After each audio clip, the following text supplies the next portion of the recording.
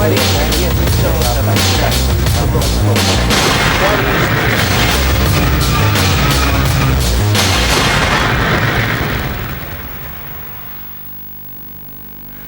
اللہ الرحمن الرحیم. محترم ناظرین، پروگرام آغاز رمضان اسپیشل کے ساتھ ایک بار پھر حاضر. میں ہوں آپ کا میزبان انیق احمد. خادم حضرات، یہ پروگرام براہ راست پیش کیا جا رہا ہے ARY کراچی اسٹوڈیوز سے. جیسے کہ آپ جانتے ہیں کہ یکم رمضان سے ہم نے اس پروگرام کا آغاز کیا تھا. ہم یہ چاہتے ہیں کہ رمضان کے مہینے کی جو فضیلت ہے اور جو برکتیں ہیں ان کو پوری طرح سمیٹا جائے. اس لیے ہم پورے پاکستان کے ممتاز علماء، دانشوروں، اسکالرز کو زحمت دیتے ہیں وہ تشریف لائیں. ان سے ہم بات کرتے ہیں، بہت سارے نکتے سمجھتے ہیں، دین کی باتیں سمجھتے ہیں، اور آپ ان سے براہ راست بات کرتے ہیں. ہمارے ٹیلی فون نمبر ہیں 52211730 اور 0900279999. خواتین و حضرات، ہمارے ساتھ تشریف فرما ہیں گزشتہ 2 دنوں سے پاکستان کے ممتاز عالم دین، کسی تعارف کسی تعریف کے محتاج نہیں. آپ نے 1954 میں کنگ ایڈورڈ میڈیکل کالج سے MBBS کیا، کچھ عرصہ پریکٹس کی، اس کے بعد اپنی زندگی کو دین کے نام پر وقف کر دیا. قرآن کریم کے بہت بڑے خادم. خواتین و حضرات، لاتعداد کتابوں کے مصنف کون ہے پاکستان میں جو آپ سے واقف نہیں؟ تشریف فرما ہے محترم ڈاکٹر اسرار احمد صاحب. ڈاکٹر صاحب، خوش آمدید کہتا ہوں آپ کو. شکریہ.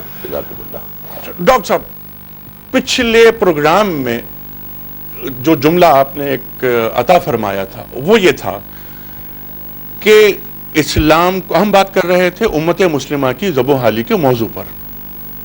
آپ نے فرمایا کہ اسلام کو بھی زوال آیا اور امت مسلمہ کو بھی زوال آیا.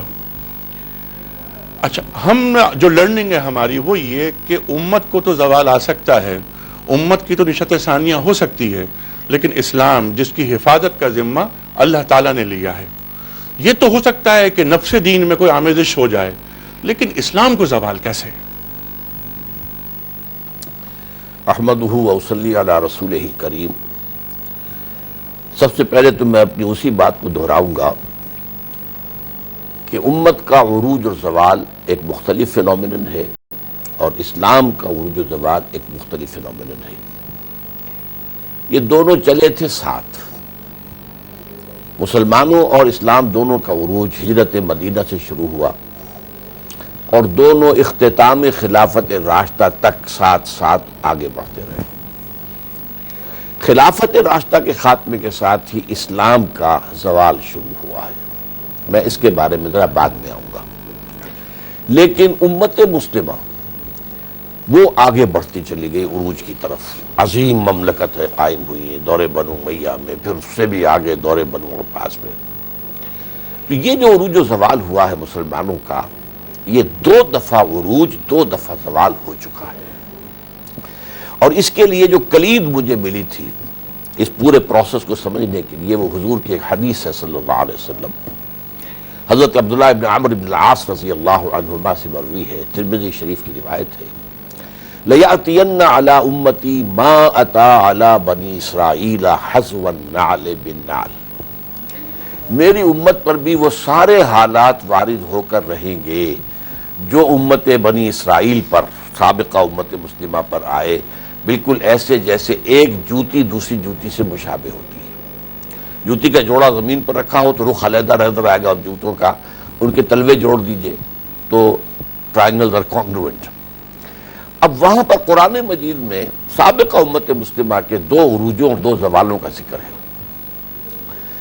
ایک عروج حضرت داؤد، حضرت سلیمان، حضرت طالوت کا زمانہ 100 برس، پھر زوال شروع ہوا. اور اس زوال کے دور میں اخلاقی زوال، اعتقادی زوال، عملی زوال، سارے زوال آئے. تو پھر اللہ تعالیٰ کے عذاب کے کوڑے برسے. سب سے پہلے جو شمالی مملکت بن گئی تھی اسرائیل، اسے آشوریوں نے ختم کیا 700 قبل مسیح میں. پھر نبوکدنضر مشرق سے آیا ہے اور اس نے جو تباہی مچائی ہے، اینٹ سے اینٹ بجا دی یروشلم کی، اور جو حضرت سلیمان نے ہیکل بنایا تھا اسے مسمار کر دیا، اور 6 لاکھ آدمی آن دی اسپاٹ قتل کیے، اور 6 لاکھ کو قیدی بنا کر لے گیا. ایک متنفس بھی یروشلم میں باقی نہ رہا. پھر دور آیا حضرت عزیر علیہ السلام کی دعوت توبہ، لوگوں پلٹو اپنے رب کی طرف، اس کے اثرات ہوئے، پھر اس اخلاقی اصلاح ہوئی، اعتقادی اصلاح ہوئی، عملی اصلاح ہوئی، پھر ایک دور عروج کا آ گیا مکابی سلطنت، جو زمینی رقبے کے اعتبار سے تو حضرت سلیمان کی سلطنت سے بھی بڑھ کر تھی، لیکن پھر اس کے بعد پھر زوال آیا، اور اس مرتبہ پھر یورپ کی دو قوموں نے انہیں رگڑا ہے، پہلے گریک سے سکندر اعظم اور سیلیوکس وغیرہ، اور اس کے بعد پھر رومنز کی حکومت یہ قائم ہوئی ہے، اور رومنز کے زمانے میں پھر 70 عیسوی میں دوبارہ ٹائٹس رومی نے قتل عام کیا ہے یروشلم میں، 1,33,000 یہودی ایک دن میں قتل کیے 70 AD، اور ان کو نکال دیا گیا، یہاں سے نکل جاؤ، ڈائسپورا شروع ہو گیا، پوری دنیا میں منتشر ہو گئے، اور ہیکل پھر گرا دیا گیا اور آج تک گرا پڑا ہے۔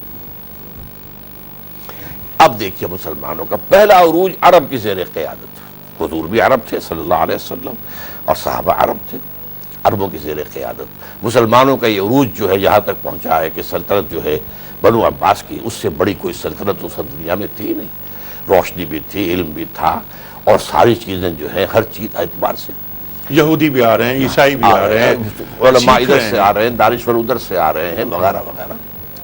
پھر زوال شروع ہوا، اس زوال کی پھر انتہا کیا ہے؟ عجیب کاپی، کاربن کاپی ہے، پہلے شمال سے جیسے اشوری آئے تھے یہودیوں پر، ہم پر آئے کروسیڈرز، لاکھوں مسلمان قتل ہوا ہے، لاکھوں، جو یروشلم میں قتل عام کیا تھا کروسیڈرز نے، اس کا تو ذکر کرتے ہوئے یورپین شرماتے ہیں، اور 88 برس تک یروشلم پر عیسائیوں کا قبضہ رہا ہے، فار لانگ 88 لانگ ایئرز، اور اس کو واپس لینے والے بھی عرب نہیں تھے، وہ کرد خون تھا، وہ کہ جو صلاح الدین ایوبی رحمۃ اللہ علیہ کا تھا۔